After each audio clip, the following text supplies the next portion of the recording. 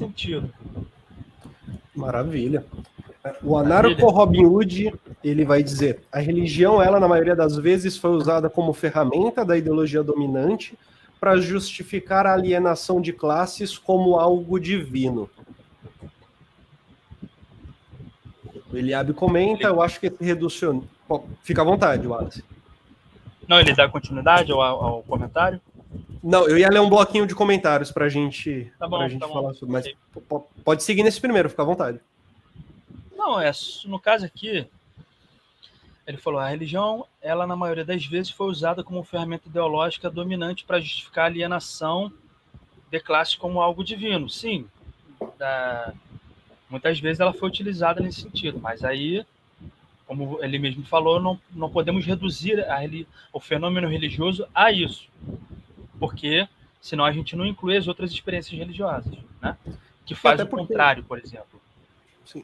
E até porque se a religião, se ela é um fenômeno social, numa história de tensões, sociedades de classe, meio que necessariamente você vai ter algum tipo de uso, algum tipo de relação desse fenômeno com a ideologia dominante também, né?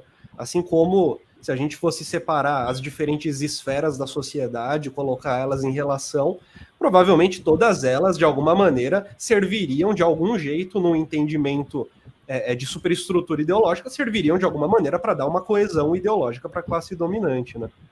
Se a gente consegue ter pensar, talvez, ter uma hipótese comunista, é possível que a gente pense também em uma maneira como a religião vai se expressar que vai ser diferente, que vai se apoiar em outras bases e vai fundamentar outros comportamentos, outras condutas, né? Acredito que é razoável, não? Sim, é razoável. Agora, veja interessante, o caso especificamente da Igreja Universal. Veja que a Universal, a maior denominação evangélica no Brasil é a Assembleia de Deus. A Igreja Universal está bem atrás da Assembleia de Deus em termos de adesão, né?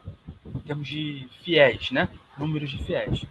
A Assembleia de Deus, que existem as suas subdenominações, se não me engano, tem mais de 12 milhões de adeptos.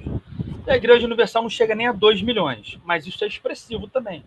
Até porque a Igreja Universal ela tem site, blogs, ela tem a Rede Aleluia, que é composta por 65 estações de rádio que conseguem cobrir 90% do território nacional. Você tem plataforma streaming da Igreja Universal, você tem a Rede Record, você tem um portal R7, você tem a Folha Universal, que é um dos como é que se diz? É um dos jornais de maior circulação na América Latina. Olha só, e que não é uma informação como se circulasse tranquilamente. A informação de que o jornal da Universal é enorme, né, em circulação. É enorme e não é tratado como se fosse grande, né? Eles têm mais ou menos como é que se fala? Uma prensagem, é isso que se fala? De mais ou menos 2 milhões de exemplares toda semana. 2 milhões e meio toda semana, mais ou menos, né?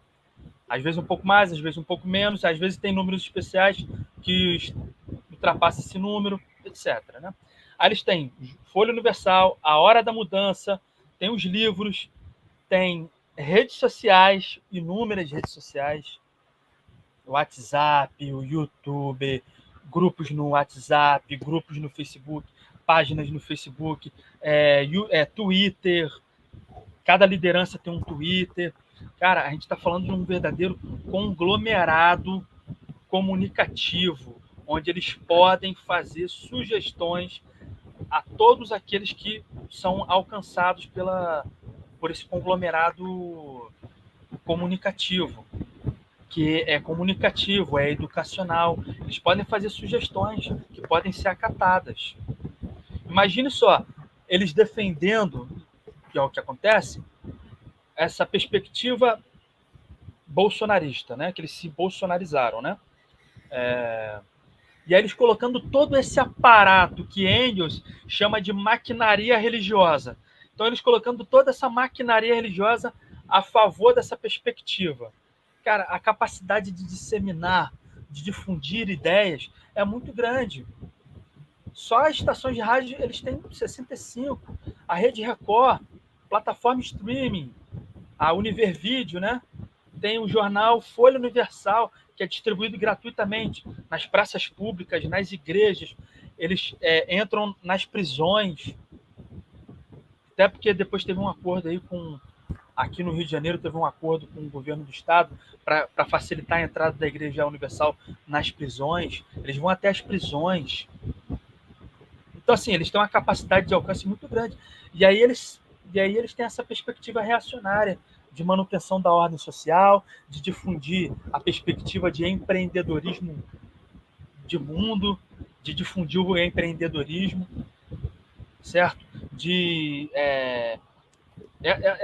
Essa opinião essa matéria de opinião aí que eu falei, que você acho que mostrou, né? Se não me engano. Não, você mostrou a resposta da verdade, né? Eles fazem isso de forma regular. Não é a primeira vez. Só que essa teve uma repercussão maior, vamos assim dizer, né? Mas eles já fazem isso de forma sistemática. Dizer que a esquerda ela é anticristã, ela é contra a igreja. E aí eles colocam no bolo todo mundo. PSOL, PT, comunismo, marxismo, China, Cuba, etc. Todo mundo que está dentro desse grupo aí. Coreia do Norte, está todo mundo dentro desse grupo aí. Eles combatem tudo aquilo que eles acreditam ser marxismo, socialismo. É uma coisa confusa, mas para eles funciona. Certo? Aí tem todo esse aparato onde eles podem produzir ideias e difundir essas ideias. Eles, sabe, eles são, como é que se diz? Eles têm essa propriedade, todo esse aparato comunicativo onde eles possam difundir essas ideias. E aí, os cristãos, ou os evangélicos, católicos, enfim, no caso especificamente mais os cristãos, né? Absolutamente está numa posição diametralmente oposta, porque a capacidade de alcance é muito menor. É uma liderança que tem um canal no YouTube, um dos maiores que tem mais alcance, para além dos evangélicos progressistas, é o pastor Henrique Vieira, que já deu entrevista no canal Espelho, que já deu entrevista para o Lázaro Ramos, que já deu entrevista, que já participou daquele programa da Fernanda Lima, Amor e Sexo, da Fátima Bernardes, já deu entrevista para o Caetano Veloso. Ele é o cara que tem uma maior repercussão, mas não se compara a todo esse aparato que a Igreja Universal detém. Entendeu? De fato,